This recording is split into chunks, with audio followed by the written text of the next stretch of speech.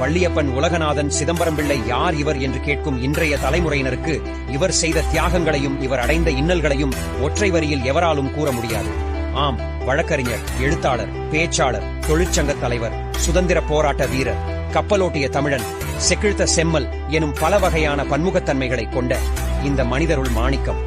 மகாராஷ்டிரத்தில் திலகர், பஞ்சாபில் லால லஜபதி ராய் போன்று தமிழகத்தில் சுதந்திர கோரிக்கையை ஒலித்தார். சுதேசிய இயக்கத்தின் ஆணிவேராக திகழ்ந்த சிதம்பரம் பிள்ளை நெல்லையில் சுதந்திர வேட்கை பரவ காரணமாக இருந்தார். சுதந்திரத்திற்காக மட்டுமின்றி தூத்துக்குடி பஞ்சாலை தொழிலாளர்களின் போராட்டத்தையும் முன்னெடுத்தவர். ஆங்கிலேய கப்பல் நிறுவனத்தின் சுரண்டலை தடுக்க சுதேசி கப்பல் நிறுவனத்தை தொடங்கியதால் கப்பலோட்டிய தமிழரானார். செல்வச் செழிப்பான குடும்பத்தில் பிறந்தாலும் தேச விடுதலைக்காக சொத்துக்களை செலவழித்த தன்னலமற்ற தியாகி சிதம்பரம் பிள்ளைக்கு இரட்டை ஆயுள் தண்டனை விதித்தது ஆங்கிலேய நீதிமன்றம். சிதம்பரம் பிள்ளையின் பிரசங்கத்தையும் பாரதியாரின் பாட்டையும் கேட்டால் செத்த பிணம் உயிர் பெற்று எழும். புரட்சி ஓங்கும். அடிமை